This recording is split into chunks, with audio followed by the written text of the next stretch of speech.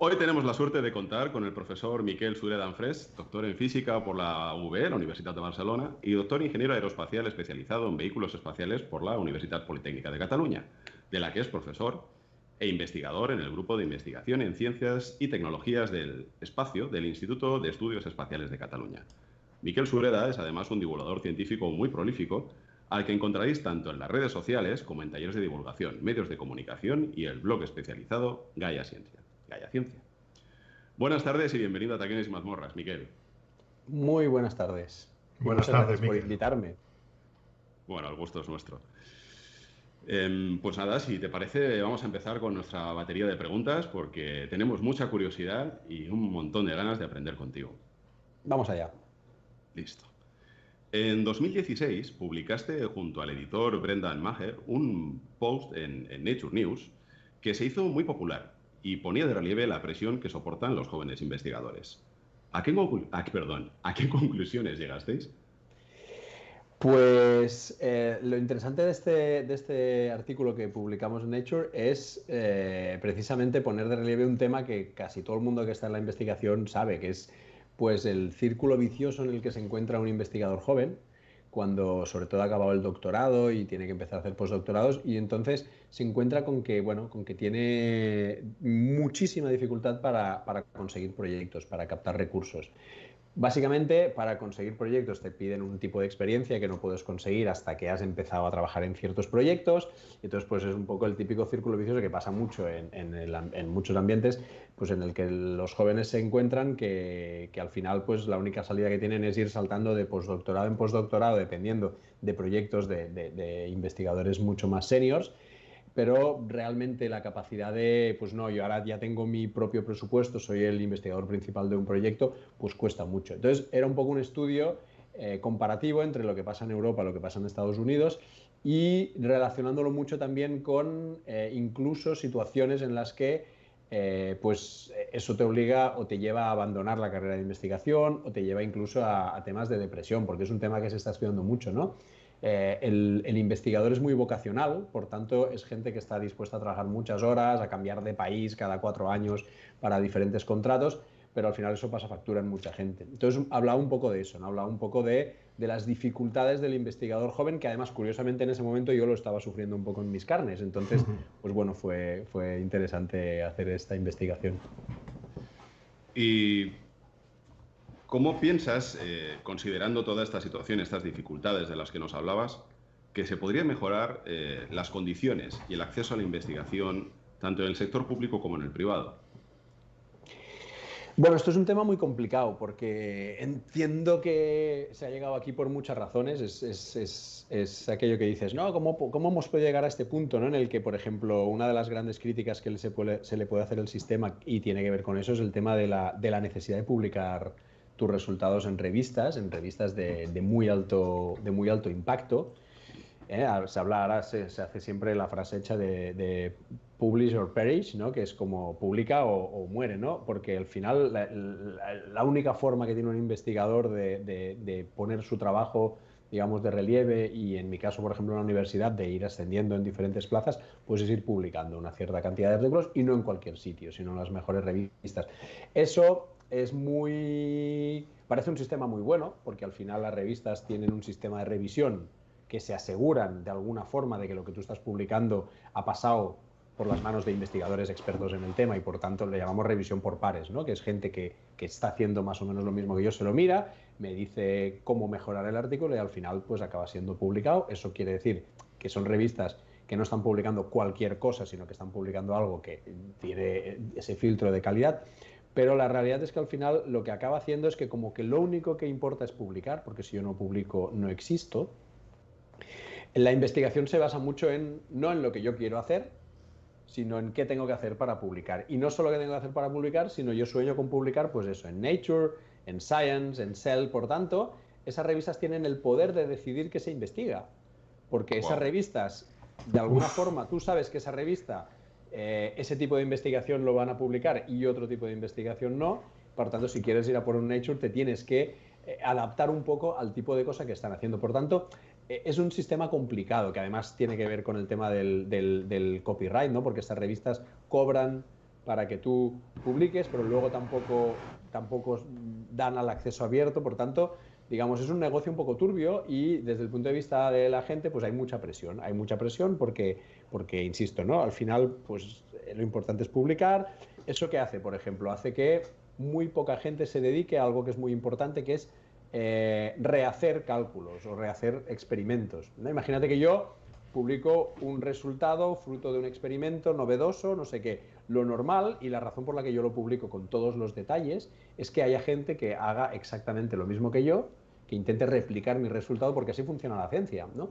Y que incluso puedan darse cuenta que me he equivocado en algo. O que he mentido porque yo necesitaba publicar y he jugado un poquito con los valores para que eso, tristemente, y es una realidad, eso se hace. Es un tema minoritario, pero se hace y han habido grandes escándalos. Pero nadie hace eso. Nadie replica experimentos de otra gente, porque si te da que lo que ha hecho este tío está bien, eso no lo vas a poder publicar, porque si quieres publicar eso te dicen, no, hombre, eso yo lo publico, ¿no? Entonces, ¿qué pasa? Que entonces nadie pierde tiempo en eso, porque eso... Entonces, el sistema es muy mejorable en ese sentido. Y desde el punto de vista de la gente joven, pues estás un poco en eso, ¿no? Desde muy joven tienes esa presión de tienes que publicar. Ahora mismo ya en el doctorado mismo hay que publicar 1, 2, 3 artículos, que antes no era obligatorio. Entonces entras enseguida en ese círculo del que no puedes salir, porque siempre estás, ¿no? Pam, pam, pam, pam. Eso te obliga a enfocar mucho tu investigación a cosas publicables, como digo. Entonces, bueno, creo que el poner el artículo científico en el centro afecta mucho a todo el proceso, digamos, de la ciencia, y de alguna forma esto debería cambiar. Pero bueno, es complicado. Es muy, muy interesante eso que nos dices, la verdad, porque nos preocupa especialmente que no creemos que no se investiga lo suficiente y bueno, que puede haber algunos temas que pueden ser más tabú.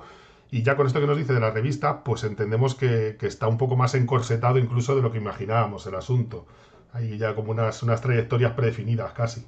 Sí, hombre, por suerte tienes revistas de todo tipo, ¿eh? Es verdad que estaba hablando de si tú quieres hacer, pues lo que se dice, ¿no? Un Nature o un Science, entonces sí que claramente tienes que ir muy enfocado a lo que les gusta. Es verdad que luego casi todo lo que quieras investigar de alguna forma o de otra vas a encontrar revistas en el ámbito especializado, o sea, te puedes encontrar revistas de cualquier paralela que te puedas imaginar. Pero claro, tampoco te sirven todas, te sirven las top. Por tanto, bueno, hay un tema ahí, hay un tema complejo. Y bueno, la otra discusión es lo que de alguna forma ya he puesto, que es el tema del copyright, ¿no? Ahora, mucha gente estamos reclamando pues que haya un sistema de publicar en abierto, o sea, que realmente, ¿no? Se genera un sistema en el que, pues bueno, si es que al final los revisores, que yo reviso artículos, esa revisión por pares, los revisores no cobran, yo no cobro por hacerlo, de manera que al final se puede organizar un sistema equivalente que también haya la calidad de la revisión por pares sin necesidad de que haya unas revistas editoriales que se forren con... Porque al final ese dinero, el dinero de la revista, es dinero que viene de... Toda la financiación de la investigación, o el 90%, acaba viniendo de fondos públicos, de recursos a través de ayudas europeas o estatales. Por tanto, digamos, es todo el mundo que está pagando mi investigación y la revista que me lo va a publicar, pero cuando tú desde tu casa quieres acceder a mi artículo, no vas a poder, porque esa revista te va a decir que pagues. Entonces, es un negocio cojonudo para la revista, ¿no? Que es como, venga, aquí todo el mundo me está pagando para que publique, todo el mundo me está pagando para acceder. Entonces, eso de alguna forma hay que romper. Y de hecho hay un run run que yo creo que tiene los, no diré los días contados, pero sí diré los años contados de este sistema de publicación de revistas. Muy bien, pues voy a ir a una cosa ya un poquito más con lo que has trabajado, ¿no? Tú participas o participaste en el consorcio que ganó el programa de financiación para proyectos de investigación europeos H2020 del proyecto Discoverer.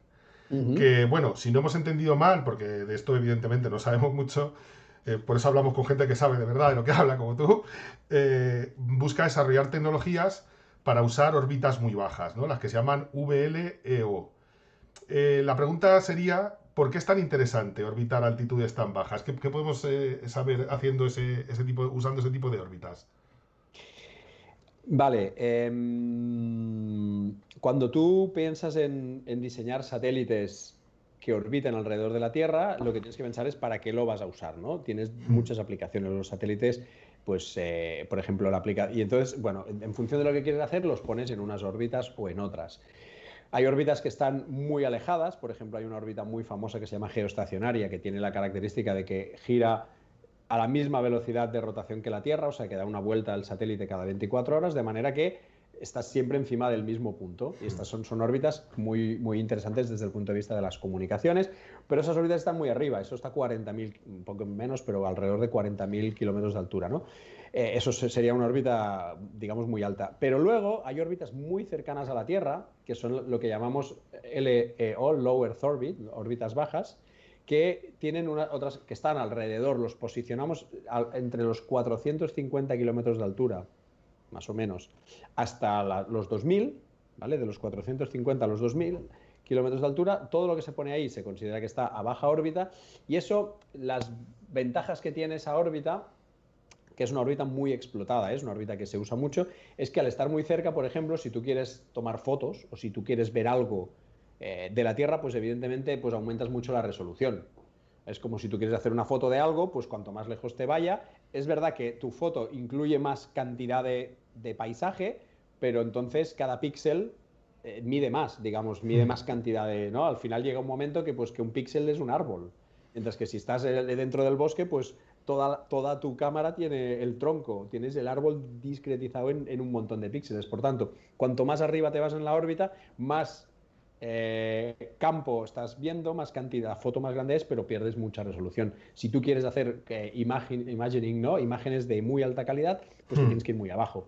Si quieres, por ejemplo, tener comunicaciones, pero que sean comunicaciones muy rápidas, que no tengan latencia, que la señal no tenga que subir hasta 40.000 kilómetros, sino que suba hasta 400, pues también te interesan las órbitas muy bajas, ¿no? Entonces, el Low Earth Orbit es una órbita que se usa mucho, pero como digo, empieza, digamos, a partir de los 450 kilómetros de altura, más o menos. ¿Qué pasa por debajo? Por debajo de los 450 kilómetros de altura seguimos estando en el espacio. El espacio, para que la gente se haga la idea, está muy cerca. Si tú, desde la superficie del mar, quieres llegar al espacio, en línea recta para arriba, en realidad solo tienes que subir 100 kilómetros. Vaya. Ahí existe una línea, que le llamamos la línea de Kármán, que es la línea que determina, ¿no?, el final de la atmósfera y el principio del espacio. ¿Por qué 100 kilómetros? Pues porque es un número redondo, no es que ahí de repente haya un policía con una garita que te selle el pasaporte, ni es que más para abajo hay atmósfera y más para arriba no, ¿vale? Simplemente a esa altura la atmósfera ya es tan tenue que casi no existe y, bueno, pues ya más o menos 100 es un número muy chachi, pues dices, venga, a los 100 kilómetros empieza. ¿Qué pasa entonces entre los 100 kilómetros que empieza el espacio y los 450, lo que estoy diciendo que es donde ponemos satélites y cosas? Todo ese pedazo de atmósfera, de espacio, no se puede usar actualmente. ¿Por qué? Porque como que aún hay un poquito de partículas tenues, la atmósfera no ha desaparecido del todo, ¿vale? Ya no es un fluido continuo, ya son más bien partículas dispersas, pero si tú estás orbitando, por ejemplo, a 200 kilómetros de altura o a 300, esas pequeñas colisiones que vas teniendo con las pequeñas partículas que hay por ahí dispersas, lo que hacen es quitarte energía. Y esa quitarte energía se traduce en que tu órbita se va haciendo cada vez más baja y en cuestión de días, dependiendo de la altura, o de semanas, el satélite va a reentrar en la atmósfera y se va a desintegrar. Lo cual no mola. Te has gastado una pasta para diseñar un satélite, te has gastado una pasta para que lo lancen y entonces al cabo de unos días o de unas semanas se te desintegra, ¿no? Entonces no mola. Entonces esa es la principal razón por la que estas órbitas, que es lo que llamamos VLEO, Very Low Earth Orbit, ¿vale?, no se usan. No se usan porque esa presencia de un aire rarificado dificultan mucho cualquier tipo de que eso te sea útil. Se han lanzado cosas por ahí a los 300 kilómetros de altura, pero no es para nada óptimo. Entonces, pues es toda una zona por explotar. De hecho, supongo que vuestros ilustres radio oyentes conocerán que hay una cosa que se llama la Estación Espacial Internacional, ¿vale?, que es un laboratorio que orbita la Tierra con astronautas ahí de manera permanente desde hace ya mucho tiempo. Por ejemplo, Pedro Duque estuvo ahí, ¿no? Los astronautas ahora sí van ahí a la ISS y están ahí 6 meses y hacen experimentos. Bueno, pues esa estación está a 400, la ponen más o menos, la altura óptima es unos 430 kilómetros de altura. Y precisamente por la razón que estoy diciendo, va perdiendo altura con el tiempo. Y es la razón por la que cada cierto tiempo, varias semanas o algunos meses, dependiendo, esto depende un poco de la actividad solar y de varias cosas, pero toca subirla para arriba otra vez. O sea, va bajando y cuando ya llega a una altura crítica, que no sé si es 350, 370 kilómetros de altura, la vuelven a subir y entonces está constantemente oscilando, ¿no? Y tienes que gastar energía en mantener, digamos, esa altura. Con la Estación Espacial Internacional merece la pena porque, bueno, tienes unas naves espaciales ahí conectadas que son las que te acabarán empujando y porque, bueno, es un bicharraco grande, pero bueno, si tú quieres lanzar un satélite pequeñito y quieres evitar que eso reentre, pues tienes que ponerle un sistema de propulsión que compense la fricción. Entonces necesitas combustible, pum, pum, pum, pum. Entonces, pues al final, conclusión, pues no ponemos nada ahí.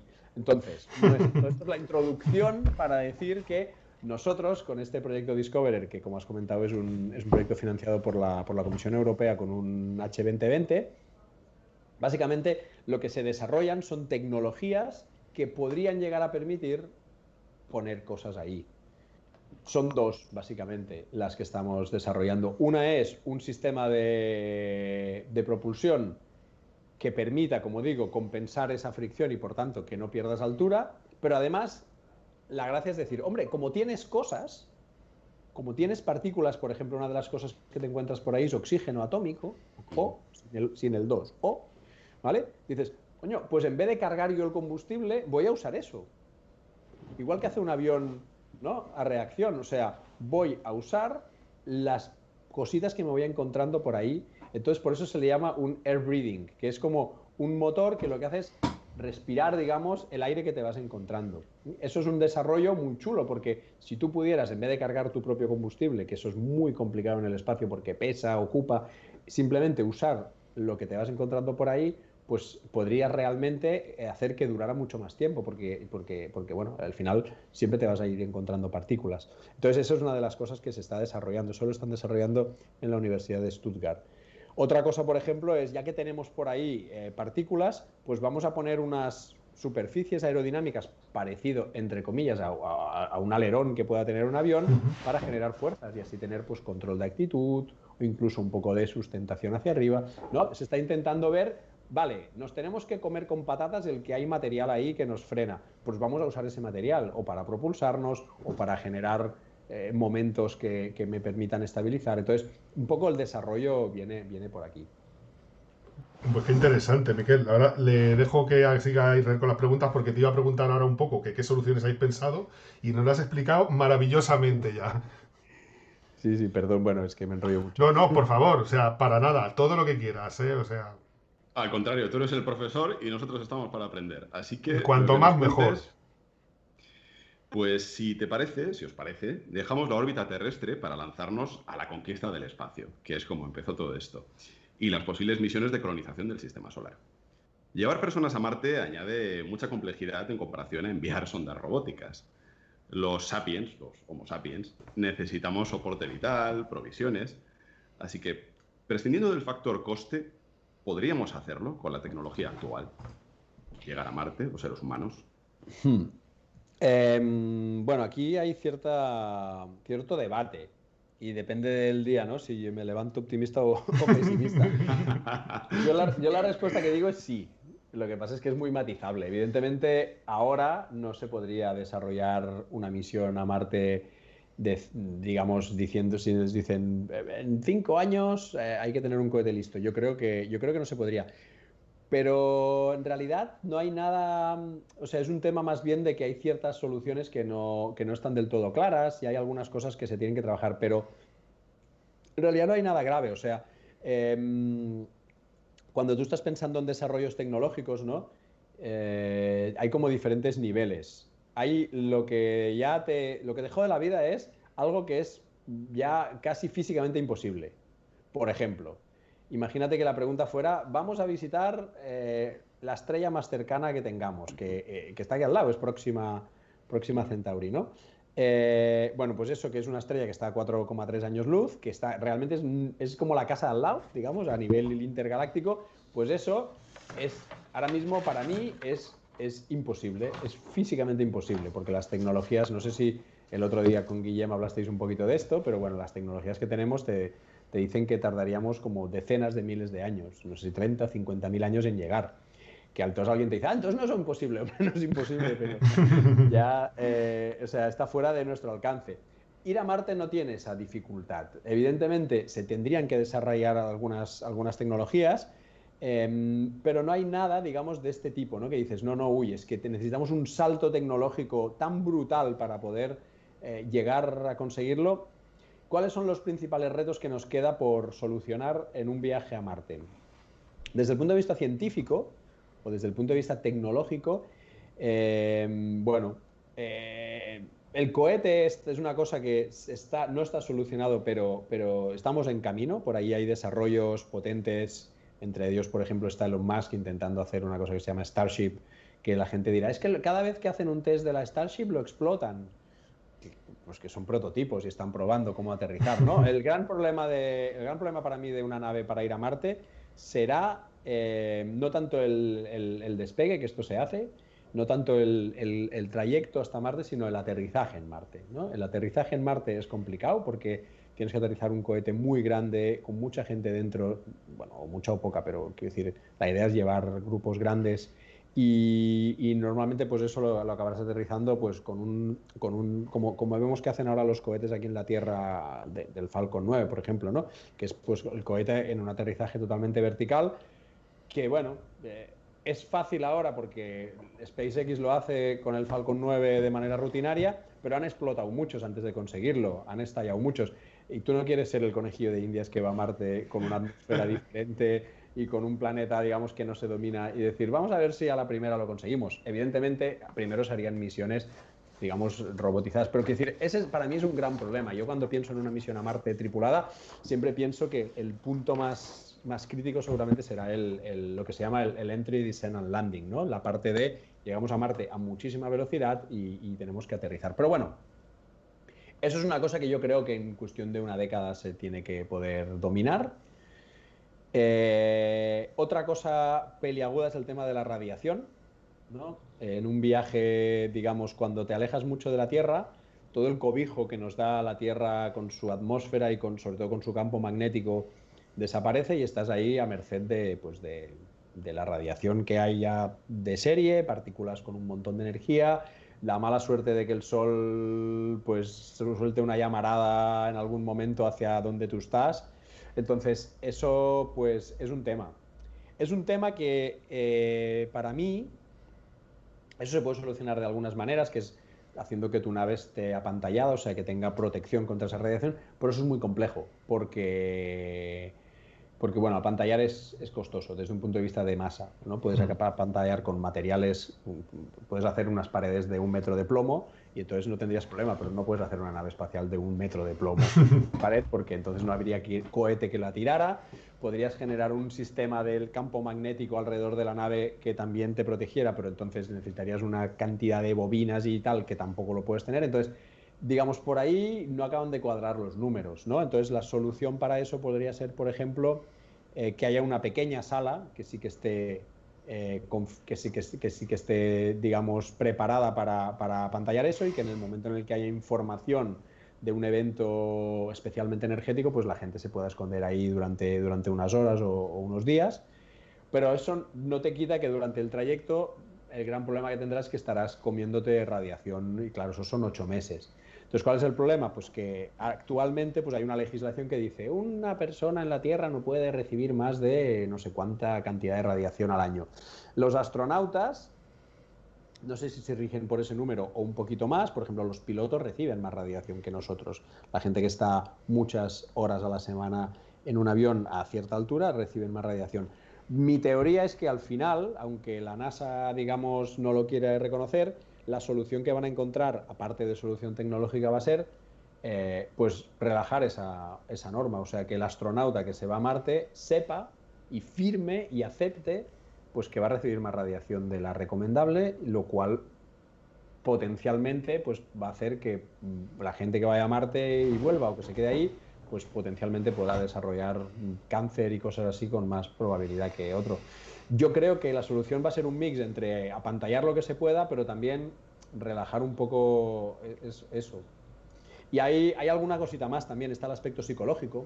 El aspecto psicológico, que muchas veces no tenemos en cuenta, es una cosa que está aún, para mí, no del todo trabajada, ¿no? ¿Qué tipo de tripulación, cuánta gente, cómo va a ser el impacto, digamos, sobre un grupo de 5 o 10 personas encerradas en una nave 8 meses, que llega un momento que estás tan lejos de la Tierra que ya es un puntito, ¿no? Un poco cómo puede eso afectar. Entonces, bueno, hay cositas de esas, pero como veis no es nada extraordinariamente complejo y por tanto la respuesta es: yo no creo que podría, no podemos preparar una misión a Marte ahora, pero en la próxima década se podría. Vale. Entonces, pensando en esa manera de llegar en la próxima década, cuando los avances tecnológicos lo hagan factible, claro, tú eres una persona que de motores sabe un rato, ¿vale?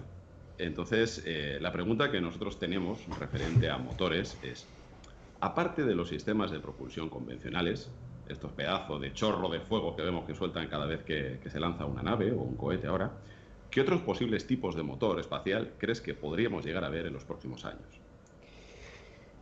Pues eso es interesante. A ver, cuando nosotros consideramos los diferentes tipos de sistemas de propulsión para usar en el espacio, consideramos los que está comentando aquí Israel, que son lo que nosotros llamamos sistemas de propulsión química, ¿vale? Que esos son los convencionales, que es básicamente, pues pones dos cosas que cuando se juntan, pues se calientan mucho y generan plasma, digamos, o bueno, se ignitan, ¿cómo sería? Bueno, se enciende, digamos, la reacción química, por ejemplo, yo qué sé, hidrógeno y oxígeno. Pues cuando se mezclan, ¿no? Pues eso, pues se genera una reacción muy energética y entonces pues el chorro sale para abajo y al salir el chorro para abajo pues eso te propulsa tú para arriba, ¿no? Ese sistema, que es el sistema le llamamos químico porque lo que sucede es una reacción química, que es lo que libera mucha energía, es muy óptimo si lo que quieres es grandes impulsos de una manera muy localizada, o sea, es como una gran patada. Tú quieres tirar un balón, tú tienes que meter un gol de falta, como ayer Messi, por ejemplo, ¿no? Pues necesitas un patadón, ¿no? Muy fuerte. Pues eso es lo que hace un motor químico. Concentra muchísima fuerza, pero durante muy poco rato. ¿Por qué? Porque si lo quisieras concentrar durante mucho rato, al final te darías cuenta que necesitas tal cantidad de combustible que básicamente te quedas ya sin...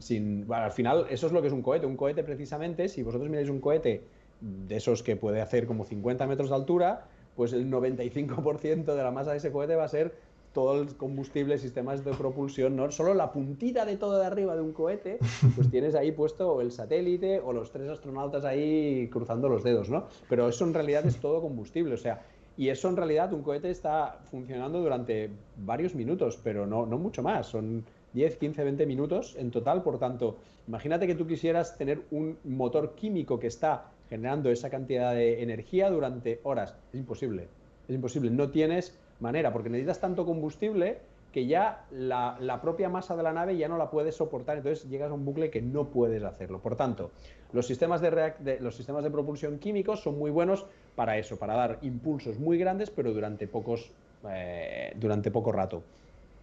Así es como nos estamos moviendo en el espacio tradicionalmente, ¿no? Si tú te vas, una cosa que tiene muy chula el espacio es que una vez tú te montas en una órbita con una cierta velocidad y una cierta posición, de esa órbita en principio ya no te saca nadie. Aquí los puristas dirán, no es verdad porque hay perturbaciones que hacen que la órbita cambie. Es verdad, sí, la órbita va cambiando, pero muy lentamente. Pero digamos, si tú consigues poner algo que orbita de la Tierra a Marte, y cuando llega a Marte no haces nada, pues eso volverá a donde, y se quedará dando vueltas, no necesariamente entre la Tierra y Marte, porque la Tierra y Marte también giran, pero sí desde el punto de donde ha salido al punto de llegada. Pensad en una elipse, ¿no? Y entonces pues tú te vas moviendo, igual que hace un planeta. Al final a la Tierra no hay nadie que la empuje. La Tierra está orbitando alrededor del Sol, pues porque tiene una cierta energía y se queda ahí en una órbita elíptica. Pues una nave espacial hace exactamente eso. Por tanto, un motor químico lo que hace es te pone en esa especie de autopista, en esa especie de órbita, y una vez has llegado ahí, apagas el motor y tú ya llegas a Marte, digamos, con la propia ley de la mecánica orbital. Eso es muy guay. Eso no es como aquí, que aquí, si tú apagas tu motor del coche a los 2 minutos en la autopista, pues estás parado. ¿Por qué? Porque aquí todo disipa mucho. O sea, aquí el coche pues tiene fricción de las ruedas con el suelo, hay fricción con el aire, entonces tu energía se va perdiendo porque hay cosas que te la quitan. En el espacio no. En el espacio no hay fricción con nada, por tanto tú tienes tu energía y eso se queda ahí. Por tanto, así es como estamos yendo a Marte. Tú coges un cohete, pones una nave en órbita, esta nave le das el impulso necesario y te pones en una órbita y llegas a Marte al cabo de 8 meses. ¿Qué cosas adicionales tenemos a este sistema clásico? Pues tenemos otras cosas que se llaman normalmente, son motores, normalmente se catalogan dentro de la etiqueta de motores eléctricos, que tienen una característica en general muy diferente, que es lo contrario a lo que estamos hablando de Messi. Lo que tiene son fuerzas muy pequeñas, pero que las puedes sostener en el tiempo durante mucho rato. Vale. Son tan pequeñas que incluso estamos hablando de que en realidad con lo que estás, donde los motores químicos usas un chorro de gas caliente que te hace una fuerza muy grande, aquí lo que usas, lo que estás tirando para atrás, para tú propulsarte para adelante, son iones. ¿Vale? Tú lo que haces es coger un gas, por ejemplo, se usa un gas que se llama xenón, que es un gas inerte, lo ionizas, o sea, quitas los electrones del xenón y con una serie de parrillas, con una diferencia potencial, lo aceleras y lo chutas. Y claro, alguien dice, eso es como casi como si la pelota la estuviera impulsando una hormiguita, ¿no? O un escarabajo, o un bebé así dándole golpecitos. ¿Qué pasa? Evidentemente con eso no vas a conseguir meter un gol, porque el portero va a estar ahí como, Pau, vas a tardar 10 minutos en llegar hasta aquí, ¿vale? Pero, paradójicamente, como que la velocidad de los iones con lo que estás tirando, del chorro, digamos, de iones, es mucho, mucho más grande que la velocidad de los gases, puedes conseguir llegar al mismo sitio gastando mucho menos combustible. O sea, este tipo de sistemas de propulsión que se basan en acelerar partículas subatómicas es un sistema que genera fuerzas muy pequeñitas, pero lo hace de una manera mucho más eficiente. Por tanto, nunca veremos salir de la atmósfera terrestre con un motor iónico, porque sería como intentar levantar un cohete dándole golpecitos con el dedo. No, se necesita un motor químico porque necesitas fuerzas muy grandes, pero una vez estás en el espacio, los motores iónicos sirven para hacer fuerzas muy pequeñitas durante, te hablo de meses, puedes estar meses empujando. ¿Y cuál es la gracia? Que hay una ley de Newton que dice que la fuerza es igual a la masa por la aceleración. Por mucho que la fuerza sea muy pequeñita, si la hago constantemente durante mucho tiempo, la aceleración se dispara. Por tanto, es otra filosofía totalmente diferente. Es, en vez de dar un patadón al principio y dejar que eso se mueva por sí mismo, yo lo voy empujando lentamente durante días, semanas, meses, y al final, digamos, la aceleración que puedo conseguir es muy grande, ¿sí?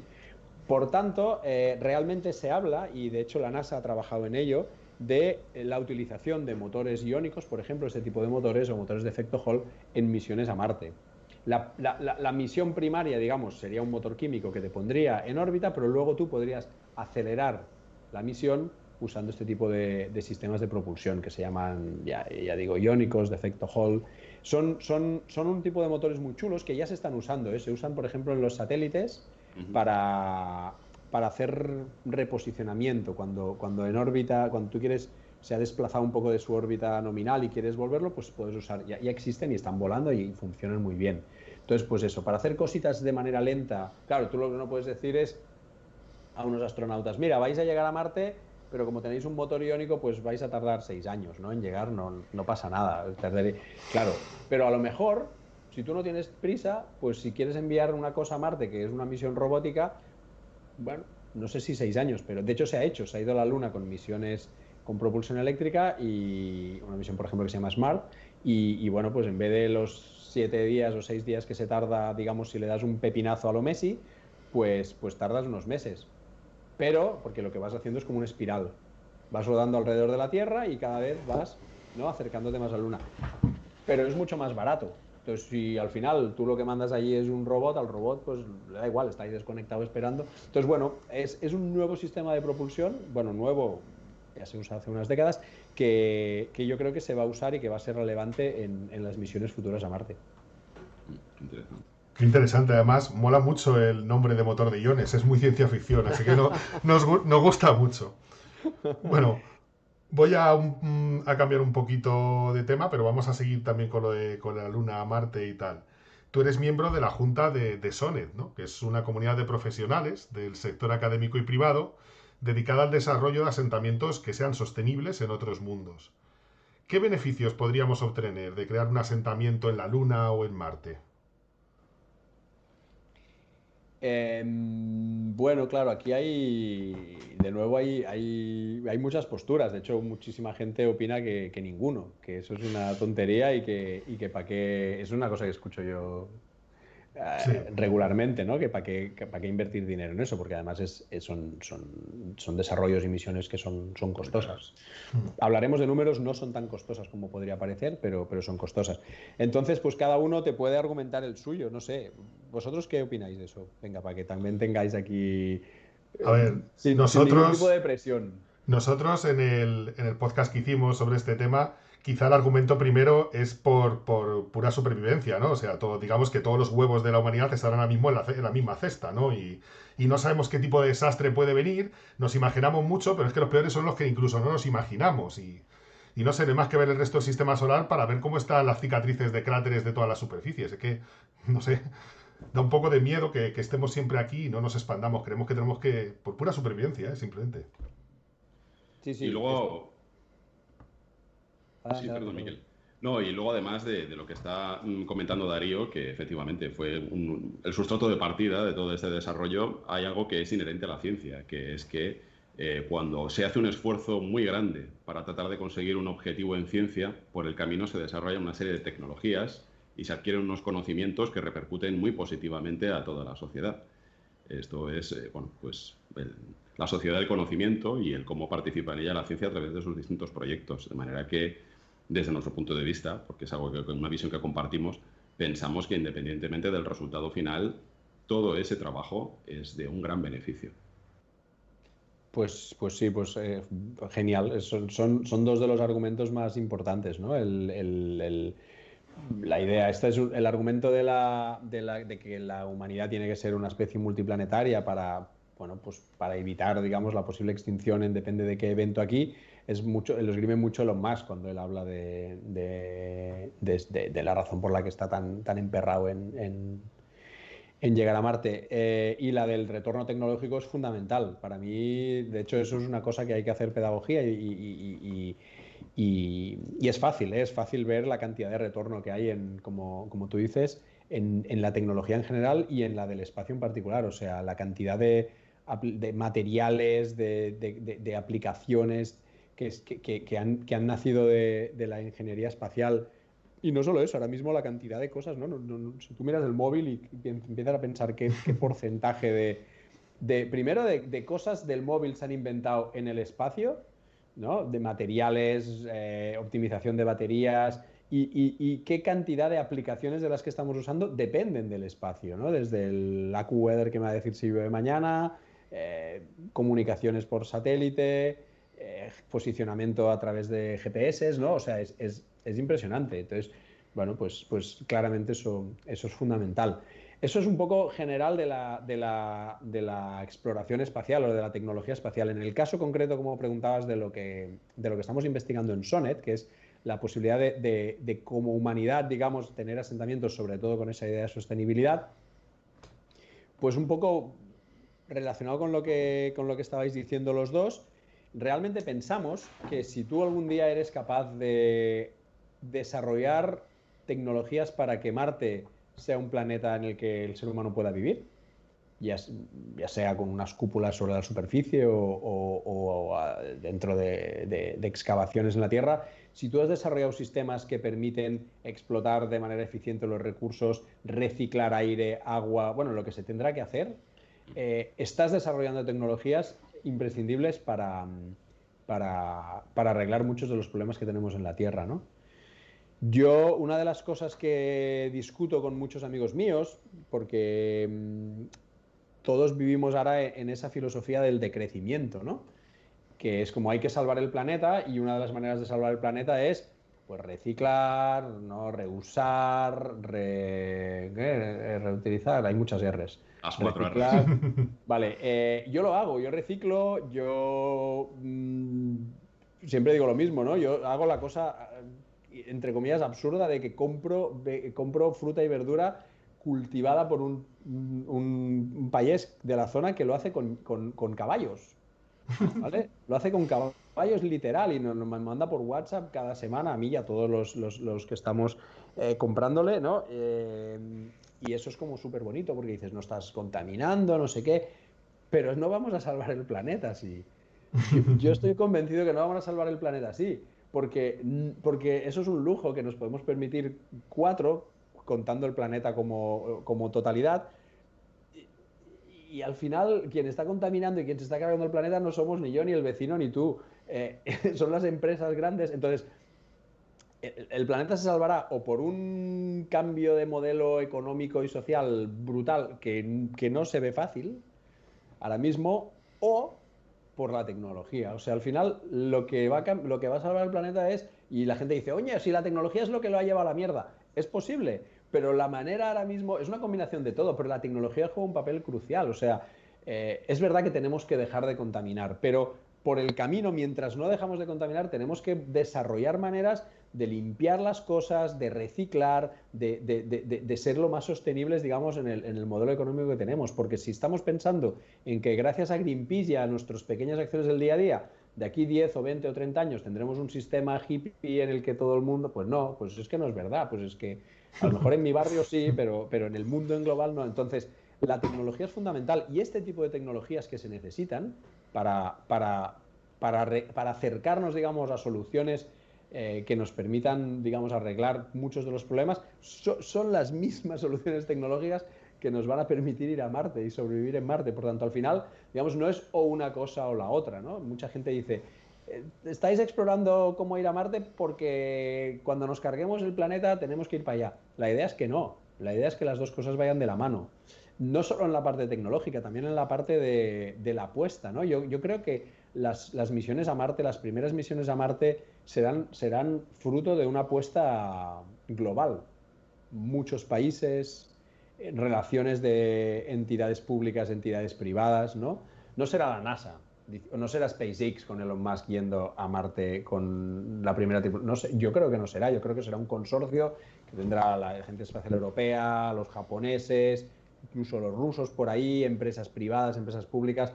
Bueno, ese tipo de apuestas así planetarias, ¿no? Es decir, vamos a poner un montón de recursos, es lo que se necesita también para salvar el planeta. Por tanto, digamos, yo no lo veo como dos caminos antagónicos de pongo recursos a un lado o al otro, sino que creo que son dos caminos que pueden ir tranquilamente en paralelo. Pues justo enlazando con esta apuesta que tiene Sonet, en la que tú participas, necesariamente tenemos que recuperar el proyecto de Nuga, con el que tienes relación también a través de, o en colaboración, con Guillem Anglada Escudé. Entonces, necesariamente hay preguntas que van a ser caminos comunes, solo que necesitamos personalizarlas en tu experiencia, en cómo participaste y en cuál es tu opinión, tu vivencia, ¿no? De manera que, bueno, pues para quienes quizás no escucharan la anterior charla que mantuvimos con Guillem, vamos a incorporarlo. Básicamente, como muchas personas, nos ha llamado la atención este proyecto de Nuga, que básicamente pretende, intenta, es un esfuerzo por lo que sería el diseño de una ciudad en Marte con capacidad de albergar hasta 1 millón de personas. Y esto forma parte de un concurso que hace anualmente la Mars Society, que es la entidad encargada de celebrarlo y velar por ello. Entonces, lo que quisiéramos saber, dado que fuisteis seleccionados entre los 10 proyectos más interesantes, es cuál ha sido tu papel en este proyecto tan interesante y qué retos y éxitos destacarías de esta participación, de este gran proyecto. Bueno, NUA nace como un ejercicio de diseño muy interesante. Para mí fue una experiencia brutal porque realmente hubo un montón de gente involucrada. El nacimiento de NUA es previo a la propia concepción de la ciudad y al concurso, porque con Guillem ¿no? Sobre todo iniciado por el propio Guillem, ¿no? Se empezó a trabajar en esta idea de SONET, que es una, como comentabais, ¿no? SONET quiere decir Sustainable of World Network, y básicamente es esta red entre investigadores y profesionales que de alguna forma deberíamos colaborar, aprender a intercambiar información si queremos pues diseñar pues eso, pues una ciudad en Marte, porque una ciudad en Marte no la diseñarán unos arquitectos solos, ni unos ingenieros aeronáuticos, necesitarán biólogos, necesitarán geólogos, necesitarán gente experta en minas, necesitarán gente experta en psicología, incluso en sociología, en sistema de soporte vital, necesitarán gente tipo lo que yo sé que es el sistema de transporte, y al final yo necesito información que tiene el otro, y el otro necesita saber lo del de más allá. Por tanto, esta red un poco, ¿no? La idea era esa. Y esa red ahora pues tiene un buen número de investigadores de todo el mundo, de profesionales.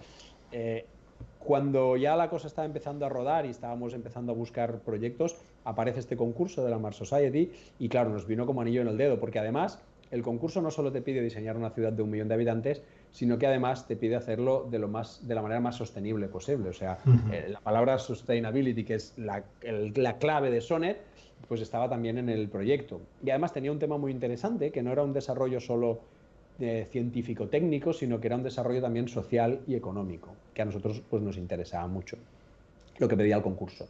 Entonces, pues bueno, nos lanzamos de cabeza y fueron varios meses de trabajo, fue además durante el confinamiento, así que, digamos, estábamos todos un poco en estado de shock y tal, y fue como también casi una vía de escape, ¿no? Yo me acuerdo, los viernes por la tarde estaban dedicados exclusivamente a reuniones maratonianas con todo el equipo y mis amigos me estaban mandando mensajes y yo siempre y me decían, pero yo les decía, no, es que estoy diseñando una ciudad en Marte, ¿no? Y ellos decían, pero tú te estás sentando fatal eso del confinamiento. Pero claro, al final salió la ciudad, tuvo repercusión y era, vale, o sea, la historia esa que dices, pues es eso, ¿no? Entonces, como ejercicio de diseño fue brutal y yo creo que fue un éxito.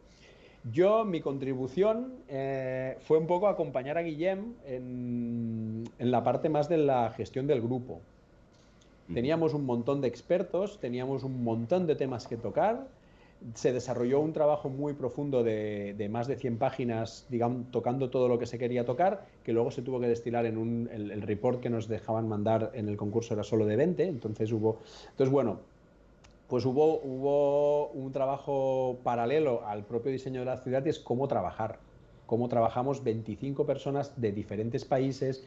Es muy difícil hablar con un arquitecto o con un biólogo y entenderte, porque tenemos lenguaje, estamos tan especializados, digamos, todos en nuestros ámbitos que...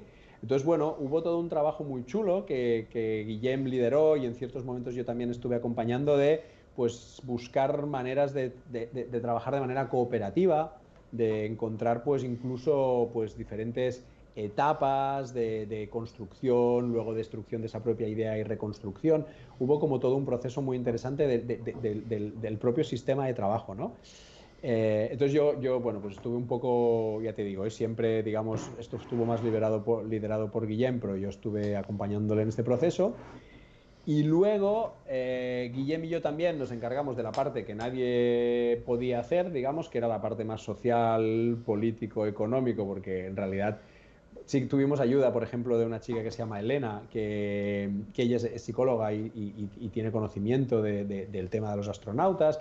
Nos apoyamos también en otra persona que sabe de leyes, pero bueno, al final tuvimos que sacarnos de la manga un poco pues toda esta teoría económico-social. Y eso también al final estuvimos más a cargo Guillem y yo. Y luego particularmente yo, junto con un par de alumnos que estaban en ese momento haciendo trabajos de fin de grado y máster conmigo y que les pedí que echaran una mano, nos encargamos sobre todo, que es digamos más mi especialidad, del sistema de transporte. Del sistema de transporte que se encargaría de suministrar pues toda esa gente que va llegando a Marte, que va llegando...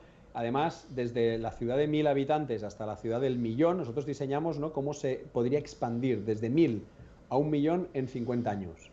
Y nos salió que, digamos, el crecimiento sería exponencial, o sea que al principio iría llegando poca gente, básicamente porque la poca gente que hay en Marte no puede generar tantos recursos como para absorber a muchísima gente, y cuanta más gente hay, más cantidad de recursos se generan, por tanto más gente puedes absorber, y eso al final hace que el crecimiento sea exponencial. desde el punto de vista del sistema de transporte, eso es un tomate, porque quiere decir que al principio todo funciona muy bien, pero en los últimos años tienes que llevar una cantidad ingente de personas, entonces tuvimos que inventar historias interesantes. Aparte de un shuttle, tuvimos que inventar, bueno, algunas cosas incluso ya rozando la ciencia ficción. Pero bueno, esa fue sobre todo mi contribución. Y de NUA, hablando ¿por qué yo creo que NUA es relevante? Porque al final,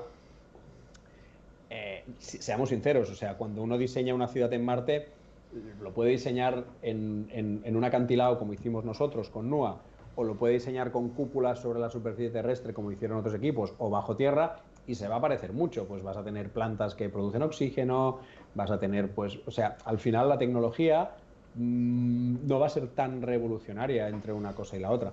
¿Qué tenía para mí de valor añadido nuestro trabajo, que sigo pensando que tiene mucho, mucho valor? Pues que nos centramos mucho en esa idea, ¿no? En cómo garantizar que la gente que llega a Marte tiene la gente que estaba viviendo ahí ha garantizado los recursos necesarios para darle no solo comida y aire, sino un sitio en el que vivir. Pero es que este sitio en el que vivir depende de una máquina que también ha sido construido con material marciano. Por tanto, es todo el ciclo, ¿no? Cómo realmente puedes garantizar, digamos, esa idea de sostenibilidad. Entonces, todo eso lo hicimos mediante un sistema que se llama el City Unit. Supongo que Guillermo os contó un poquito sobre eso, ¿no? Y bueno, eso para mí tiene un valor muy chulo. Si alguien está interesado, de hecho el report que mandamos a la Mars Society está ahora mismo en abierto online, y también se puede ver la presentación que hicimos en YouTube en la convención de la Mars Society, y eso está explicado, y creo que eso tiene futuro desde el punto de vista de una manera sistemática de trabajar, teniendo en cuenta siempre en el centro, pues, los recursos de los que cuentas y los recursos que necesitarás, y hacer que eso encaje.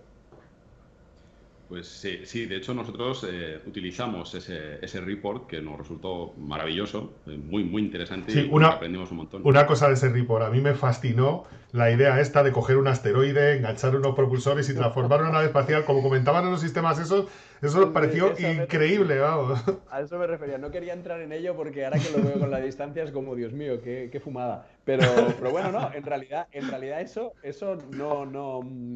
Quiero decir, existe la órbita de la que hablábamos, que es una órbita que es una cycler entre la Tierra y Marte, de manera que no tienes casi que hacer nada, existe. Y la posibilidad de desplazar un asteroide que pase por ahí y ponerlo en esa órbita existe también. Por tanto, digamos, evidentemente es casi igual de difícil hacer eso que la propia ciudad de NUA, pero bueno, estamos hablando de, claro, nosotros NUA la posicionamos en el tiempo en el 2050 hasta el 2100. Yo eso estaba en contra, por ejemplo, ¿no? Eso lo hicimos para que no se viera extremadamente lejano en el tiempo, y realmente en el equipo hay gente que lo cree, ¿eh? Yo esto lo posiciono en el 2200 tranquilamente, y ¿sabes? Porque o en el 2150 fácilmente, ¿no? Una ciudad de 1 millón de habitantes, pero bueno, en 100, 150 años no me extrañaría que pudiéramos hacer cosas así. Vale. Sí. Esto contesta también un poco la siguiente pregunta que te iba a hacer, te íbamos a realizar, que es si estábamos preparados para construir un auténtico asentamiento en el planeta rojo. Quizás ya podríamos, puesto que dices que para ti el horizonte es un poquito todavía alejado en el tiempo, plantearte la siguiente, que está más relacionada con tu especialidad y ese trabajo que realizaste. Y es si te gustaría pero de viajar. Todas formas, perdona, esa pregunta tuya es interesante porque cuando hablas de un asentamiento, claro, aquí yo no estoy diciendo que no vayamos a ver viajes a Marte. Nosotros, si nos cuidamos un poco, tenéis que comer sano y no tomar tanta cerveza como yo. Pero realmente la etapa de exploración yo creo que la veremos. Las primeras fases, que serán misiones tripuladas de varias personas, 8 o 10 personas que irán, estarán unos meses y volverán. Y la siguiente fase incluso, que es que ya, pues un poco lo que pasa en la Estación Espacial Internacional, ¿no? Que se turnarán, pero que habrá una base permanente habitada, que es la palabra asentamiento que tú comentabas aquí. Yo creo que yo esto lo posiciono, digamos, los primeros viajes los posiciono en 20 años, pongamos, ¿no? En los 40, y estos primeros asentamientos, que serían unas bases que podrían tener a 20 personas, por ejemplo, o 10 personas de manera constante ahí, las posiciono, pues sí, en los años 60. O sea, lo que estoy hablando es, lo que posiciono en 100 años o más es la posibilidad de que a partir de unos 1000 habitantes ya se empiece a desarrollar, digamos, una ciudad como Nua que pueda albergar, digamos, gente que construya casas ya o asentamientos con el propio material que hay ahí, ¿no? Esa explosión, digamos, hasta el 1.000.000 de habitantes. Eso sí lo veo muy lejos, pero las primeras misiones marcianas y un primer asentamiento permanente de gente haciendo ciencia, yo creo que eso, si no sé de qué año soy, yo soy del 78. Del 80 yo. Bueno, pues yo creo que alrededor de los 60, que sería que tendremos 80 añitos, yo creo que eso lo podemos llegar a ver. Bien, bien, bien. Será fantástico además brindar por ello con unas cervezas. Sí. Hombre. Nos la Perdona, sí, podemos saltar a la siguiente, pero decir que solo matizaba eso, que no soy tan pesimista en cuanto a esas primeras. Lo que pasa es que de eso a tener una ciudad personas viviendo allá y mineros y economía y todo eso, pues bueno, pasarán sus décadas. Nada, la siguiente pregunta realmente es también un poco curiosidad acerca de tu opinión, de si tú lo harías. Y es básicamente si te gustaría viajar en una de esas naves tripuladas que lleguen a Marte. Pues bueno, yo creo que sí. La verdad es que es una pregunta compleja porque, claro, yo tengo mujer, tengo hijos. Pero te los llevas. Así son, tus hijos serían Sí. marcianos. Eso molaría muchísimo. Sí, a ellos sí, yo no sé, mi mujer sí le molaría tanto. Ahora le preguntaré. Nunca se lo he preguntado. Mi hijo que tiene 4 años, le digo si nos vamos a Marte y se pone los pantalones rapidísimo, las chirutas, corriendo seguro. Pero sí, claro, yo creo que sí. Evidentemente las primeras misiones serán muy arriesgadas, serán misiones de pioneros, o sea, serán parecidas a las grandes exploraciones que ha tenido la humanidad, como la gente que yo que sé, que se fue a la Antártida hace un siglo y que algunos llegaron, otros no volvieron, o las Apolo, que las Apolo al final fueron muy bien, pero podrían haber ido mal, o sea, al final el éxito que tienen las Apolo de que todo el mundo volvió sano y salvo, yo creo que va muy en contra de las posibilidades, o sea, realmente estaba muy bien hecha la misión, pero tenía un montón de posibles fallos, de hecho se vio con el Apolo 13, y bueno, o sea que son misiones arriesgadas y ir a Marte será mucho más arriesgado, por tanto, es una respuesta compleja. Yo a lo mejor iría, pero no a la primera. Ya cuando la cosa esté un poco más estabilizada. Pero sí, hombre, claro, la sensación de plenitud de llegar a un planeta nuevo y ser de las primeras personas que lo pisa y estar, digamos, descubriendo todo. Y también la sensación de que es un poco utópico a lo mejor, pero hay la sensación de que al llegar ahí, sobre todo en las primeras generaciones, digamos, que estarían asentando esa nueva civilización, pues bueno, se podrían sentar unas bases diferentes a las que tenemos aquí. Eso es un tema que me está interesando mucho y de hecho ahora, a partir de NUA, ¿no? Como he comentado, cuando estábamos con Guillem trabajando en esta parte más social, económico, política, y nos inventamos un mundo muy utópico basado en la cooperación y tal, yo estaba escribiendo eso y era un poco la sensación de yo no me lo creo ni yo esto que estoy escribiendo, ¿no? Es como una proyección de deseos, pero entonces a raíz de ese yo no me lo creo ni yo, me ha picado por dedicar bastante tiempo ahora a pensar, pues, a pensar eso en serio, ¿no? No desde la utopía, como me molaría, sino qué datos o qué hechos podemos o qué tipo de ciencia podemos usar para hacer predicciones sobre cómo podía ser esa expansión por el sistema solar, ¿no? De qué manera se podría hacer. Y entonces es muy interesante porque realmente te das cuenta que la gente que sabe de eso te dice que, bueno, pues que si las condiciones son parecidas a las que han habido en el pasado, en ciertas situaciones parecidas con las mismas condiciones, los resultados serán parecidos, en principio, ¿no? Entonces, pues eso te retrotrae directamente pues, a estudiar pues, qué pasó cuando se llegó a América, ¿no? Esas primeras misiones de aventura, digamos, y de exploración, que eran las primeras misiones a las Américas, y luego las siguientes misiones de o sea, hordas de gente que se iba porque no tenía nada que perder a la aventura, muchos no volvían, otros les iba súper bien, unos morían en el viaje, otros allá, otros volvían ricos, y parece que por ahí podrían ir los tiros, ¿no? Que esas primeras misiones serían científicas y que luego ya cuando se construyera una ciudad pues sería un poco pues una tierra de oportunidades con un montón de gente con ganas de tener una nueva vida y de repente también muchas empresas que de repente ven la posibilidad de un nuevo mundo en el que hacer negocio.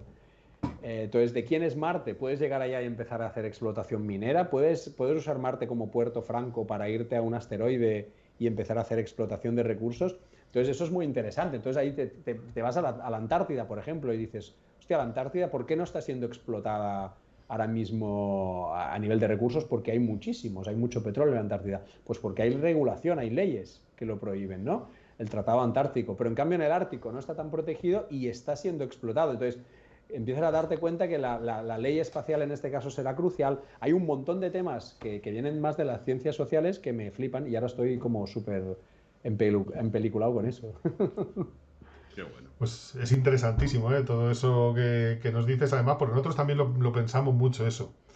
Y bueno, vamos a cambiar un poquito de tercio, más a tu trabajo, como a tu faceta como divulgador, ¿no? Y es que tu faceta de divulgador desde Gaia Ciencia es muy conocida entre los aficionados a las ciencias del espacio y eres además especialmente activo en redes sociales. En estos tiempos que tenemos ahora de resurgir del terraplanismo y del negacionismo, por ejemplo, con la vacuna y con esas cosas, la divulgación científica se nos antoja más necesaria que nunca. ¿Cómo podría potenciarse esta divulgación desde las instituciones? Pues mira, eso yo te voy a llevar la contraria un poco. Y voy a llevar la contraria además a muchos colegas divulgadores que son muy hooligans, digamos, de esta idea. Yo no creo que las pseudociencias y que los negacionismos se puedan combatir desde la divulgación científica. Me da mucha lástima decirlo porque creo que debería ser así, pero creo que no. Yo estoy rodeado de gente, no mucho, pero tengo gente que cree, no tengo ningún terraplanista, pero creo gente que se agobia y toma homeopatía porque le relaja o que pueden no creer en las vacunas o temas de estos, ¿no? Y hablo mucho con ellos y también interacciono con gente en las redes sociales y me da la sensación de que esas personas muchas veces sus teorías están muy basadas en una especie de rechazo frontal a la ciencia, ¿no? Considerar que la ciencia viene incluso, que la ciencia es una cosa elitista, controlada, que como que no la entienden, pues te pueden vender la moto que quieren y que todo lo que sea la ciencia más farmacéutica encima se relaciona con una realidad, que es que hay una industria muy potente, que es el Big Pharma detrás, de la cual yo también soy muy crítico. Una cosa no quita la otra, ¿no? Entonces, si se mezcla todo, pues bueno... entonces, por mucho argumento que... Yo cada vez que doy una charla sobre cosas del espacio, hay alguien que me dice, ya, pero seguro que a la Luna no llegaron. Es verdad, hay gente que lo cree, pero hay gente incluso... Sí. De la edad de mi madre, ¿no? Hay gente normal, pero simplemente es como, bueno... Y es que por mucho que yo les explique, no hay ningún argumento que les pueda dar que les vaya a convencer. Les digo, no, es que hay unos reflectores que pusieron ahí, que entonces tú tiras un láser y rebota y vuelve y mides el tiempo y te dicen, ya, pero tú has disparado el láser y ha vuelto. No, lo hacen en observatorios, ya. En observatorios, ya. ¿No? Y es verdad. O sea, la única explicación que tengo para convencerlos de que llegamos a la Luna, que me parece incontestable, es que en esa época, si hubiera sido mentira, la Unión Soviética lo habría dicho. Sí, es el que suelo decir yo también, ¿eh? Una cantidad de espionaje cruzado y de control de lo que hacía el otro y no dijo ni mu. Por tanto, esa para mí es la principal. Pero eso no es una razón científica, fijaos. ¿Vale? Todas las razones científicas de que fuéramos a la Luna son refutables desde un punto de vista de pero eso porque tú me lo dices, ¿no? Entonces, para mí las pseudociencias son difíciles de combatir y de hecho hay un activismo muy grande en las redes sociales con grandes divulgadores españoles que son muy reactivos, ¿no? Y machacan mucho y que la homeopatía es una estafa y que el no sé qué y que... Eso, habéis visto Miguel Bosé, por ejemplo. Esa gente se nutre de eso. O Donald Trump. Esa gente se nutre de eso. O sea, el ataque desde la ciencia les hace más fuertes, porque es como, mira estos que están en el sistema, que me están intentando aquí, ¿no?, meter su mierda por el culo. Es sinceramente para mí se puede intentar, ¿eh? Y con cierta gente se puede conseguir. Pero para mí no es la estrategia. Para mí la estrategia pasa por la educación de los niños. O sea, hay que evitar que alguien tenga un marco mental en el que le encaje que la Tierra es plana o hueca, porque hay gente que cree que la Tierra es hueca, o que simplemente porque alguien te toca unas maracas por alrededor tuyo, pues te va a curar de un cáncer. Hay que intentar que la gente tenga un sentido crítico y que sea capaz de pensar de una forma que no le metan eso. Pero una vez has entrado en esas, yo creo que está bien intentarlo, pero mi sensación es que la divulgación, sobre todo reactiva, desde el punto de vista de eres un lerdo que te estás creyendo una cantidad de mierdas que te están diciendo y yo soy el científico y el divulgador que te vengo aquí a contar la verdad, produce anticiencia, sinceramente. Sí. Bueno, pues es algo que nos deja mucho lo que reflexionar, porque Sí. verdaderamente es un tema con enjundia, ¿no? Sí, sí, es complicado y hay de todo, ¿eh? No quiero generalizar, pero es verdad que muchas veces no comparto algunas de las estrategias que colegas míos usan a la hora de divulgar estos temas. Me parece, simplemente es mi opinión. Bueno, yo creo que además es una opinión con fundamento y está muy bien poder compartirla desde aquí para quien nos escucha, porque Sí. pienso que todas las opiniones son válidas y particularmente de la gente que sabe de lo que habla. Que muchas veces el problema está en que hablamos sin necesariamente estar bien informados. Bueno, sí. Eso, los divulgadores también lo hacemos un poco demasiado.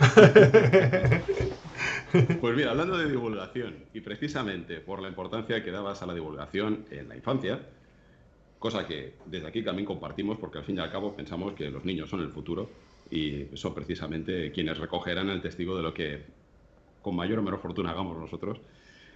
Queremos poner como ejemplo de esta importancia que se le da a la educación en los niños lo que nos han transmitido desde el Colegio Nuestra Señora de la Paz en Villaralbo, Zamora.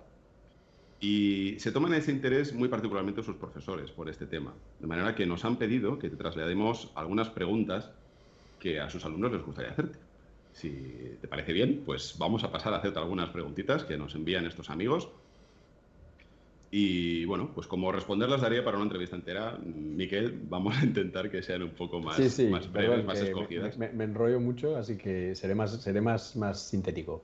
No, Al ahí contrario, eso al encantados. contrario, todo lo que quieras. Lo que no queremos es abusar de tu tiempo, que ya estás siendo muy generoso con nosotros.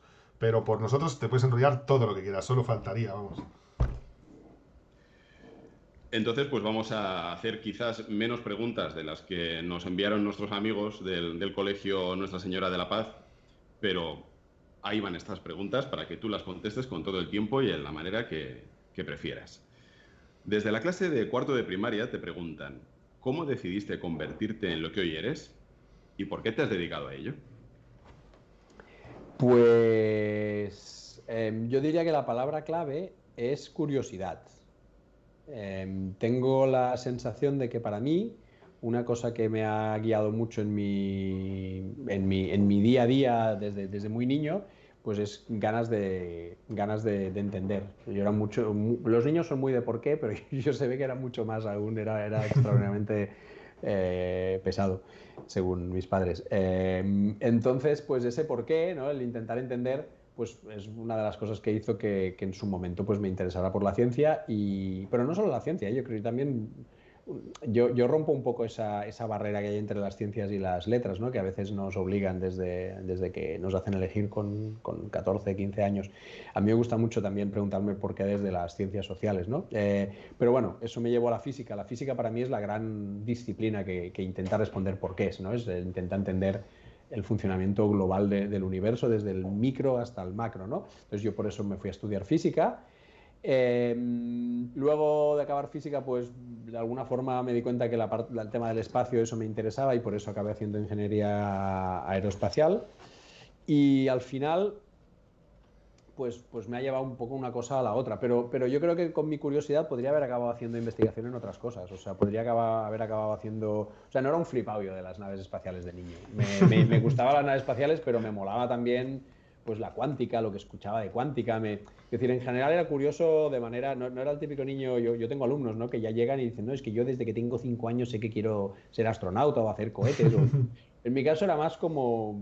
Tenía muchos porqués, desde por qué una flor no sé qué, a por qué la estrella no sé cuántos, ¿no? Pero bueno, el camino, a mí lo que me mola del espacio, y creo que al final es por lo que he acabado colapsando ahí, es porque está esa parte de curiosidad, es muy llamativo, ¿no?, la cantidad de cosas que podemos descubrir ahí, pero también está el punto de exploración, que a mí eso me mola, me encanta viajar, me encanta bucear.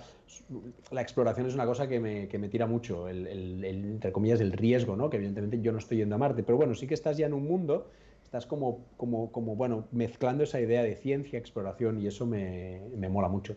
Y la parte de la divulgación, que es en paralelo a lo que hago en mi actividad como investigador y como profesor en la uni, pues es una cosa que me ha gustado siempre mucho. O sea, yo cuando era niño ya les explicaba física a mis amigos, y les explicaba...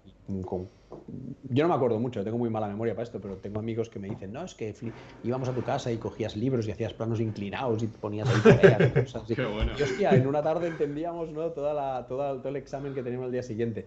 Me ha molado mucho eso. Yo sinceramente creo que la mejor manera de... Bueno, lo que hacéis un poco vosotros, ¿no?, que también hay que felicitar eso, y probablemente el germen es el mismo. Es la mejor manera de querer entender algo, no es tanto leyendo y también sino hablando con gente que sabe mucho e intentando luego tú explicarlo. O sea, yo siempre digo lo mismo, si tú quieres aprender algo, móntate una asignatura en el que tú seas el profesor de eso.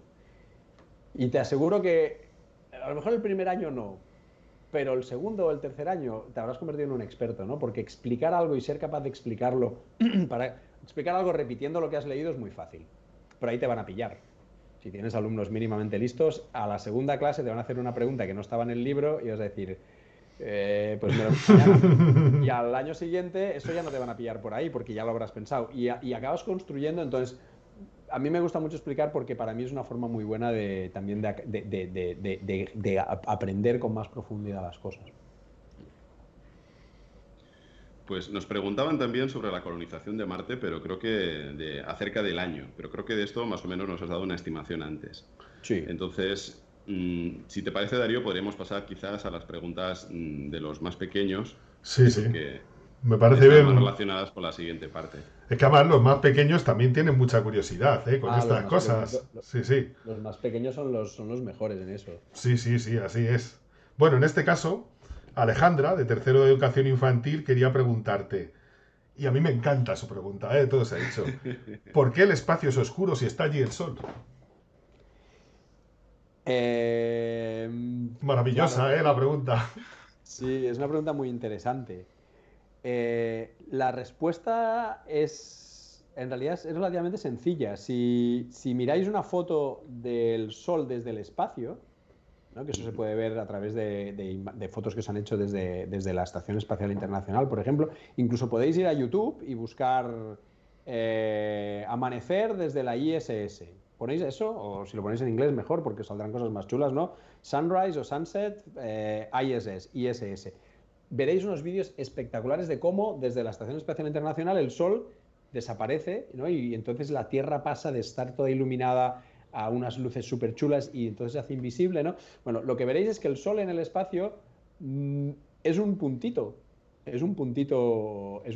naranja, porque en realidad es una fuente de luz que está muy lejos y tú lo único que ves es la luz que está viniendo del Sol. Todo el entorno, digamos, no tiene luz, es negro.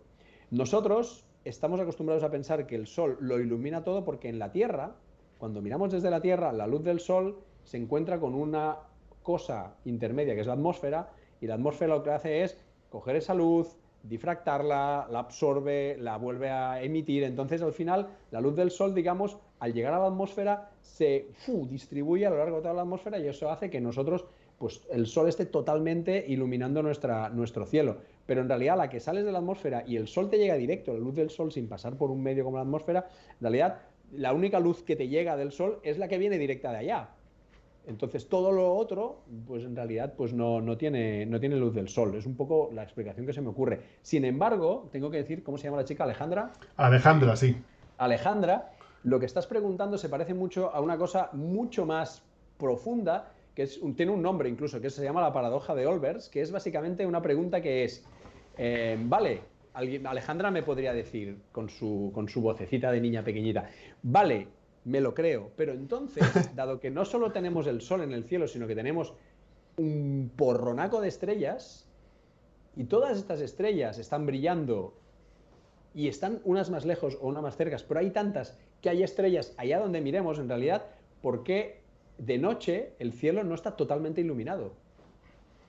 Porque si realmente el universo es brutalmente gigante y está lleno de tantísimas estrellas, que hay estrellas en todas partes y la luz nos está llegando, deberíamos ver superpuestos tantos puntos blancos que el cielo esté iluminado, ¿vale? Esta es una paradoja que de hecho llevó de cabeza a un montón de gente de hace unos siglos. Y tiene ese nombre, tiene la paradoja de Olbers, ¿no? La respuesta, os la podéis buscar, básicamente tiene que ver con que no toda la luz, hay como un horizonte a partir del cual la luz ya no nos llega, ¿no? La velocidad de la luz no es infinita y entonces, pues, digamos, solo estamos... Hay toda la luz que nos está llegando es de una esfera alrededor de la Tierra que tiene un radio concreto, por tanto, digamos, el número de estrellas ahí dentro es más pequeño y es finito. Pero bueno, la pregunta de ella, si no pensamos solo en el Sol, sino en todas las estrellas, pues es muy interesante. Pues sí, de hecho nosotros vamos a agradecerle a Alejandra que te haya hecho esta pregunta porque así hemos aprendido esa paradoja que yo por lo menos no la conocía. Yo tampoco. Pues echadle un vistazo, ya veréis. La miraremos. Bueno, las últimas preguntas. Adrián, de la misma clase de tercero educación infantil, quiere saber cuántas estrellas hay en el universo. Y su compañera Lucía añade a esta pregunta, ¿qué pasa cuando una estrella se muere? Vale, ¿cuántas estrellas hay en el universo? Pues la verdad es que no te lo sé responder, pero hay muchísimas. Pensad que solo en la Vía Láctea, ¿no? Para que los peques sobre todo se hagan una idea de cómo está la cosa, nosotros estamos en un sistema planetario que se llama Sistema Solar, que tiene como una serie de planetas, Mercurio, Venus, la Tierra, todos esos, que orbita alrededor del Sol. Y luego este pequeño sistema que gira todo en torno al Sol, pues está dentro de un sistema más grande que es como una galaxia, ¿no? La galaxia es un montón de estrellas como el Sol que giran todas en torno al centro de la galaxia, que hay un pedazo de agujero negro ahí puesto. Vale, pues esa galaxia que se llama la Vía Láctea, que es esa franja, ¿no?, de estrellas que vemos en el cielo cuando salimos de las ciudades y nos vamos a sitios que el cielo está sin contaminación lumínica. Esa galaxia, que si la pudiéramos mirar desde fuera, no la podemos mirar desde fuera, que nadie se confunda, ¿eh? Hay veces que me preguntan, cuando pongo fotos de la Vía Láctea o imágenes de la Vía Láctea en una presentación, me preguntan, ¿y cómo se ha hecho esa foto? No, si vosotros ponéis Vía Láctea en Google y veis una imagen que es como una galaxia así en forma como de ensaimada, eso no es una foto real, nadie ha podido salir de la Vía Láctea a hacer una foto, ¿ok? Eso es un dibujo, una representación que hacemos nosotros. Pues esa galaxia es muy grande, ¿vale? Esa galaxia tiene unos órdenes de magnitud de distancias y una cantidad de estrellas absolutamente descomunal. Estamos hablando de, no sé qué cantidad de estrellas, pero diría, luego comprobando, que nadie lo ponga esto en un examen, pero diría 200.000 millones o una cosa así. No sé muy bien cuál es el número, pero yo creo que está alrededor de eso, 200.000 millones de estrellas, de pequeños sistemas que también tienen planetas por ahí orbitando. Por eso decimos que tiene que haber por ahí más vida seguro, ¿no? Pero es que esa galaxia que tiene 200.000 millones de estrellas y que es gigantesca desde nuestro punto de vista, ¿vale? En realidad es un puntito rodeado de millones de galaxias que a su vez tienen toda esa cantidad de estrellas. Por tanto, el número es descomunal. Se hace para hacer la analogía, no se habla de que hay gente que lo dice, la verdad es que es una cosa que podría haber mirado con antelación para estar más preparado, pero se hace mucho la analogía con los granos de arena que hay en todas las playas del planeta, de la Tierra, ¿no? Se dice que hay más estrellas, hay gente que dice más estrellas en la Vía Láctea y hay gente que dice más estrellas en el universo. Vamos a poner en el universo, a lo mejor es en la Vía Láctea, pero para seguro acertar, ¿no? Se dice que hay más estrellas en el universo que granitos de arena en todo el planeta Tierra. O sea, iros a cada una de las playas que conocéis, más el desierto del Sáhara, más todo lo que conocéis, id contando los granitos de arena que hay ahí, pues se ve que hay más estrellas incluso que eso. O sea, descomunal ese número, ¿no? Son números que en realidad se podría buscar y decir, pero es que no tienen ni los entendemos de lo grandes que son. Y lo de la muerte de una estrella, pues eso es muy interesante. Las estrellas, la pregunta que hay que hacer primero para entender cómo mueren o cómo es la... ¿Sí? ¿No? Sí. Sí, ¿qué pasa cuando una estrella se muere? La pregunta para entender eso muy rápido es preguntarnos qué hace que una estrella esté viva. ¿Vale? ¿Qué hace que una estrella esté viva? Una estrella es una bola de gas. Una estrella sería, entre comillas, lo mismo que Júpiter, que es un planeta que es una bola de gas, básicamente hidrógeno y otras cositas por ahí, ¿vale? Pero que es tan grande, es más grande que Júpiter, tiene más masa y llega un momento que esa cantidad de gas, en el centro de la estrella pesa tanto, está apretando tanto, la fuerza, digamos, el peso de todo ese gas en el centro de la estrella está apretando tanto que las moléculas y los átomos que hay ahí se fusionan, ¿sí? Se llegan a fusionar, ¿vale? Si tú coges dos átomos de hidrógeno y los fusionas, pues tienes un átomo de helio, ¿vale? Eso genera un montón de energía y eso es una reacción nuclear, ¿vale?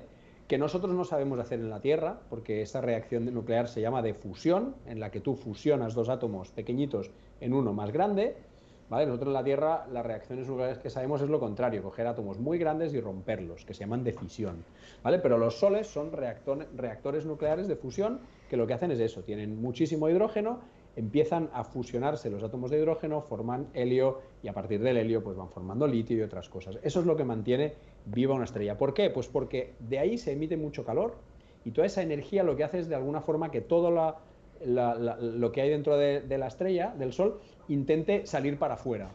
Es como cuando tú tienes agua hirviendo, ¿no? Tú vas a ver que eso va a empezar a subir, ¿no? Tiene una cierta energía que hace que el agua hirviendo, ¿no? Cuando le has puesto la pasta, eso va a empezar a subir. Vale, pero por otro lado hay otra fuerza que tira para adentro, que es la gravedad, que hace que las estrellas tiren. Entonces hay una combinación de esas dos fuerzas. El material de la estrella tiene tendencia a salir para afuera porque está muy caliente, hay mucha presión y tendría que salir para afuera, pero la gravedad está tirando para adentro y eso es un equilibrio que hace pues que la estrella mida lo que tenga que medir, ¿sí? Eso se va modificando un poco a medida que la estrella va consumiendo su combustible, pero ¿cuándo muere una estrella? Pues básicamente cuando ya no puede quemar, cuando ya las reacciones nucleares que hay ahí dentro pasan a otra fase o desaparecen. Es mucho más complejo de lo que voy a contar, pero para que se visualice, si se acaba el combustible que está haciendo que reaccionen esas reacciones de fusión, pues entonces de repente toda la energía que estaba tirando de las moléculas y de los átomos hacia afuera desaparece. Es como si de repente, ¡pam!, apagamos la olla, ¿vale? La gravedad sigue, porque la materia sigue estando ahí. Por tanto, de repente la fuerza que tiraba para afuera desaparece, la fuerza que tira para adentro, que es la gravedad, no desaparece, y eso es lo que hace que las estrellas colapsen. De repente, ¡bum! Eso suele hacer que la estrella vuelva a encenderse, ¿vale? Porque otra vez hay presión, entonces los nuevos... Pero bueno, independientemente de eso, al final llega un momento que eso pues ya de alguna forma colapsa y en ese colapso pueden pasar varias cosas. O que se quede ya una cosa muerta ahí, una estrella de neutrones o algo así ahí como congelado, o que explote de la cantidad de energía cuando colapsa, explote, que es una cosa que os sonará a muchos, que llaman una supernova, que ahí también se generan muchos elementos de la tabla periódica, o que al colapsar incluso se acabe convirtiendo en un agujero negro, con una cantidad de masa ahí. Pero básicamente una estrella muere cuando se le acaba el combustible, entre comillas, que son elementos que permiten hacer estas reacciones nucleares y por tanto, digamos, ya no deja de emitir calor. Bueno, no está mal. Más o menos, digamos que o se apaga porque se le gasta el combustible o explota. Vamos. Sí, exacto. Al apagarse se comprime tanto que pega un petardazo. Y lo bonito es que durante toda esta primera fase de que la estrella ha estado encendida, se han cocinado los primeros elementos de la tabla periódica, los más ligeros, se han ido apareciendo en esas fusiones, pero llega un momento que ya energéticamente ya no se pueden fusionar más y te quedas que solo tendrías la mitad de los elementos más o menos de la tabla periódica. Pero luego en esas explosiones finales de las supernovas se generan todo el resto, los elementos más pesados. De manera que, por eso decimos, ¿no?, que es algo tan bonito de que somos polvo de estrellas, ¿no?, porque al final todos los átomos de hierro, de carbono, de oxígeno, de nitrógeno que forman nuestro cuerpo, han sido creados dentro de estrellas o en explosiones de supernovas, lo cual es extraordinariamente poético. Lo es muy bonito. Bueno, ya estamos terminando, así que vamos un poquito con lo último, porque la verdad yo creo que ya hemos abusado bastante de tu tiempo. Y, en fin, dado que en nuestro podcast hacemos referencia a todo tipo de obras de ciencia ficción y de fantasía, ya sean películas, series, libros, cómics o incluso videojuegos, ¿qué obra de ciencia ficción fantasía es tu favorita actualmente? Y no quiero ponerte de compromiso de elegir. Puedes hacer varias recomendaciones del tipo que quieras. ¿Cuáles te gustan o cuáles te gustaría ponerles a tus hijos, por ejemplo?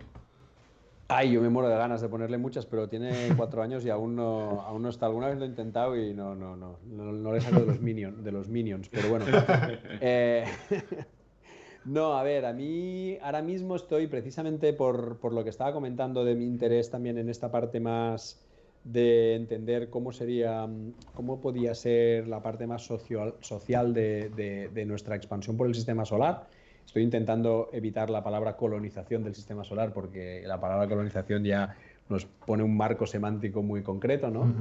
Que no digo que no vaya a ser así, pero pues estoy interesado, he estado leyendo bastante novelas relacionadas con esto. Entonces hay una novela muy chula, espera.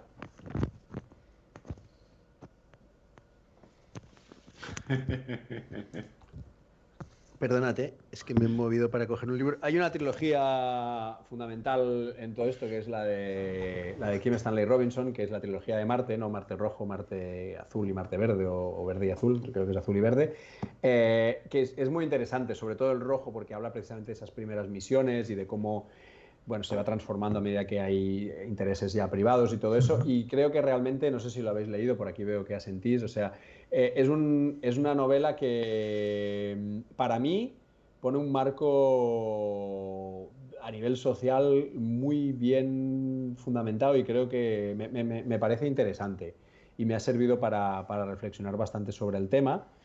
Ha coincidido, por ejemplo, que aquí en Barcelona ha hecho una exposición muy chula en el CCCB, que es un centro de cultura que precisamente va sobre Marte y que también con Guillermo hemos estado colaborando. Entonces, digamos, también la exposición parte de una conversación con Kim Stanley Robinson. Por tanto, bueno, todo ha llevado mucho a... ¡Qué guay! Sí, es una exposición muy chula. Si escucháis ese podcast por aquí, por Cataluña, antes del 11 de julio, creo que la quitan, pues iros para allá, que es muy chula. Y también a caballo de esto, pero ya saltando a varios siglos de distancia para el futuro, me estoy viendo una serie que se llama The Expanse. Sí, qué buena. Que es un poco eso también, ¿no? Lo que pasa es que es ya, pues bueno, un momento en el que hay incluso gente en los asteroides que ha evolucionado fisiológicamente, ¿no? Para vivir a baja gravedad. O sea, estamos hablando de ya tirar hacia el futuro varios siglos. Pero bueno, también es interesante, ¿no? Y bueno, me he quedado muy enganchado. El otro día, justo en Twitter, estábamos debatiendo sobre una frase muy chula que dicen en esa serie que creo que resume un poco cosas de las que estábamos hablando, ¿no? Que hay un momento, la habéis visto la serie, ¿no? La estáis viendo. Sí. Pues Sí. esa chica que es como India, esa mujer que es como India, que es como que vive en la Tierra. La diplomática. La diplomática. Una cosa muy bonita que dice por ahí dice algo así como que una cosa que le fascina de Marte es que es un planeta unido para una cosa totalmente imposible, que es convertir un desierto en un jardín. Y añade, y nosotros teníamos un jardín y lo hemos pavimentado, ¿no? Y me parece muy interesante esas dos visiones, ¿no? De si llegará un momento en el que una civilización marciana podrá enseñar cómo vivir de una manera mejor al origen, que es la Tierra, ¿no? La serie me parece que está bien hecha y dicen que las novelas son aún más profundas y más chulas. Yo no me las he leído, pero probablemente tenga que saltar ahí. No sé si tenéis opinión vosotros sobre eso. Sí, bueno, la primera opinión, y aquí me voy a adelantar, Darío, es básicamente que tenemos deberes. Nos asentíamos y nos reíamos cuando te has levantado a coger el libro, porque esa trilogía se estaba convirtiendo prácticamente en el meme del programa. Algunos de nuestros seguidores nos hacían comentarios acerca de cómo era posible que no lo hubiéramos leído. En la entrevista con Guillem llegó a hacer un Facepalm, ¿cómo lo habéis leído? Entonces, estamos con los deberes. Ah, muy bien. Estamos con los deberes y bueno, lo tenemos pendiente. Porque Vale. nos ha quedado muy claro cuán importantes Y le son tenemos lo muchas es. ganas, además. No, y además es un libro que se lee fácil. Yo soy un poco crítico a veces con la literatura de ciencia ficción. Me parece que hay novelas, incluso autores que están un poco sobrevalorados desde el punto... A mí me gusta mucho la literatura, o sea, me gusta que me expliquen ciencia y ciencia ficción, pero necesito que la calidad literaria sea... que haya un mínimo, Sí, ¿vale? claro. Y incluso te voy a decir que autores absolutamente sacralizados como Isaac Asimov, por ejemplo, que para mí es un buen escritor de ciencia ficción, pero para mí no es un buen escritor. Isaac Asimov, lo siento, ya sé, a lo mejor hay gente aquí que se estará rasgando las vestiduras, pero a mí es una persona que escribe bien, pero no escribe muy bien. Entonces, a mí siempre me falta un... Carl Sagan, por ejemplo, escribía muy bien, pero Asimov, hay escritores... Y esta novela de Marte Rojo me parece que está muy bien documentada, pero es que además está bien escrita y es muy agradable leerla. Sí, lo que dices de Carl Sagan, yo además me acuerdo que cuando me leí la novela de Contact, que luego se hizo la película esta con Jodie Foster, que es una novela cortísima, son como 150 páginas, pero es maravilloso cómo está escrito. O sea, es una persona que sabe hablar también un poco pues, de los sentimientos de las personas, de las relaciones humanas que se crean. O sea, va un poco Exacto. más allá de lo que es la pura divulgación científica y se agradece. La verdad es que sí, Sagan es Sí, un máquina. sí. Yo creo que si tienes oportunidad de leer las novelas de The Expanse te gustarán también, porque tienen un fondo de ciencia, la verdad que muy trabajado. Sí, lo he escuchado, ¿eh? Lo que pasa es que sí, estoy, como precisamente como estoy con ganas de evolucionar en todo esto que estoy estudiando, me interesa ir viendo cositas que plantea la serie, entonces me es más rápido, pero sí. Cuando vosotros empecéis con Marte Rojo, yo empezaré con... Tuche, y si vamos atrás en el tiempo, ¿qué obra destacarías de tu infancia o tu adolescencia? ¿Cuál recomendarías para la gente joven que nos escucha?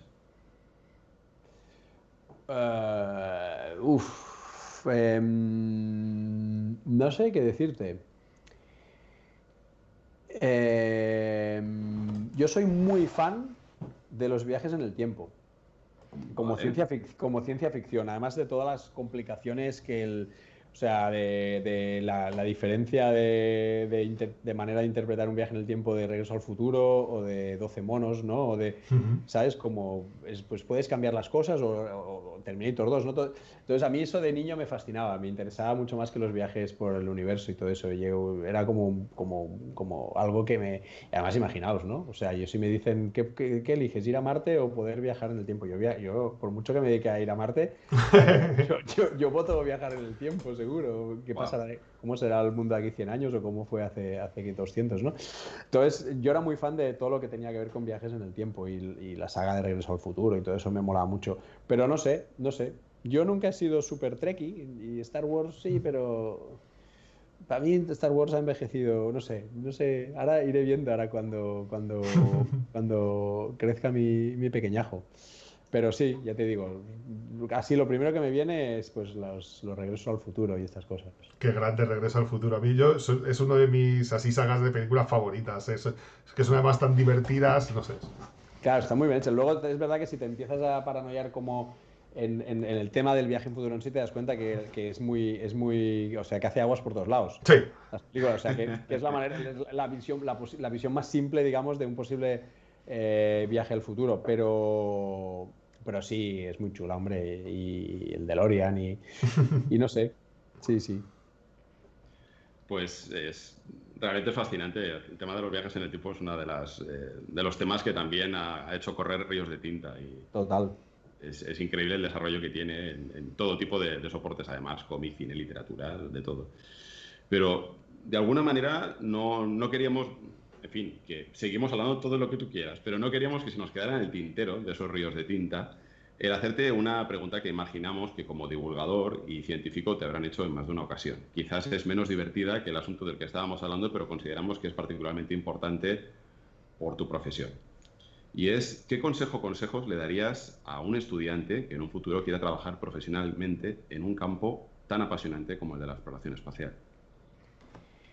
Pues mi consejo es, ahora si eso lo escucha algún día gente de mi universidad y de mi escuela, me van a decir, no puedes decir eso, porque debería decir que vengan a la UPC de Tarrasa a estudiar ingeniería aeroespacial con nosotros, porque somos los mejores y explicamos todo muy bien. Pero voy a decir lo contrario, voy a decir que en realidad si se piensan que la única forma de trabajar en el campo de la exploración espacial es desde la ingeniería aeroespacial, pues se están equivocando mucho. Porque al final la exploración espacial requiere de todo tipo de gente de ciencias, o sea, geólogos, hay geólogos trabajando, astrogeólogos, astrobiólogos. Ahora el tema de la astrobiología, por ejemplo, es apasionante. Yo creo que si yo ahora fuera joven, la astrobiología sería una de las disciplinas que más me gustarían de todo. Me parece increíble, ¿no? Todas las preguntas que hay detrás de la búsqueda de vida fuera del planeta, de si hay que buscar agua o hay que empezar a pensar en alternativas, ¿no?, a la vida que nosotros conocemos aquí basada en agua y carbono. Brutal, por tanto, mi consejo sería, si te gusta el espacio se puede enfocar y se puede trabajar desde muchos lados. Si te gusta hacer máquinas, si a ti te gustaría diseñar la nave espacial que va a Júpiter, que lleva las cosas hasta Júpiter y las órbitas y todo eso, ¿no?, y el cohete, pues entonces vente a hacer ingeniería. Pero si lo que te mola, por ejemplo, es la ciencia, no, a mí me da igual la nave, yo quiero llegar a Júpiter y entender qué pasa con esa gran tormenta que hay allí. Entonces no hagas ingeniería física, hagas astrofísica o física de fluidos, es eso al final. Si tú dices, wow, qué guapo eso de construir en Marte los materiales, pues lo puedes hacer desde la geología. De hecho, uno de los grandes investigadores que tenemos en SONET y que están en la UPC y que son a nivel del país muy potentes, es un profesor que se llama Ignasi Casanova, ¿vale? Que él es geólogo y él ha trabajado en la NASA y tiene el culo pelado de trabajar en misiones espaciales Luego se ha metido más en el campo de la tecnología, pero él es geólogo. Por tanto, tiene que pensar no tanto en el espacio en conjunto, sino a ti qué te gustaría más. Ser el que hace el experimento en Marte, que entonces haz física o haz geología o haz biología, o ser el que lleva la nave espacial que permitirá hacer el experimento. Entonces haz una ingeniería. Es un poco, ¿no?, la parte de ciencia, la parte de ingeniería. Yo creo que eso es fundamental. Yo, por ejemplo, hice física y luego hice ingeniería y doy clases en ingeniería y diseño de vehículos, pero yo soy más físico. O sea, a mí me interesa mucho más al final la parte de la física. También me parece muy chulo lo otro, pero yo siempre acabo tirando más hacia el lado de las preguntas un poco más trascendentes y un poco más... Al final los ingenieros hacen cosas para que funcionen bien y para que sean eficientes, y los físicos se preguntan cosas muy chachis como ¿qué hacemos aquí?, ¿no? Entonces yo tiro un poco más por ese lado. Pues, qué decirte, chachi ha sido el tenerte aquí con nosotros, Miquel. De verdad que un gustazo, un privilegio. Totalmente. Y te estamos muy agradecidos. Estamos convencidos, además, de que la gente que nos ha escuchado, nos está escuchando, tanto la gente menuda de este colegio, a los que saludamos, como la gente que es un poquito más mayor, sean de esta quinta tan mágica como la nuestra, o más mayores, pues habrán disfrutado mucho y habrán aprendido un montón. Eso pienso yo, que además de haber aprendido, yo creo que se lo han pasado bien, ¿eh? Yo por lo menos me lo he pasado muy bien. La verdad es que es un tío muy majo, Miquel. Da gusto. Muchas gracias, hombre. Da gusto hablar contigo, ¿eh? No, bueno, gracias a vosotros. Este tipo de tarea es fundamental y está muy bien. Y bueno, seguid adelante. Os seguiré y ojalá pues tengamos oportunidad de seguir colaborando de alguna forma. Pues será un verdadero placer para nosotros, Miquel, Totalmente. de verdad. Y sea en la distancia larga que nos permiten las ondas, independientemente de la órbita en la que estemos, o sea distancia de caña, que es lo que todos echamos de menos y tenemos muchas ganas de practicar cuanto antes. Se caerán unas cañas interplanetarias por aquí. Muy bien. Muchas gracias, Miquel. Muchas gracias, pues un Miquel. abrazo y adelante con el podcast. Gracias. Felicidades. Chao, chao. Nos vemos. Pues esperamos que hayáis disfrutado de esta charla, como nos gusta llamarla a nosotros. No pensamos que sean entrevistas, sino conversaciones con gente que pensamos que aporta muchísimo, que nos ayuda a aprender y a continuar teniendo ganas de saber cada vez más. Y os invitamos a seguir pendientes de las conversaciones que vayamos manteniendo, porque nuestro interés, nuestra ilusión y nuestro esfuerzo es continuar incorporando a personas que tengan este conocimiento, esta experiencia, esta sabiduría y que la compartan con vosotros y con nosotros. Así que, sin más que deciros, Muchas gracias por habernos escuchado, por habernos visto, si estáis viendo este vídeo por el canal de YouTube Taquiones y Mazmorras Vídeos. Y hasta muy pronto.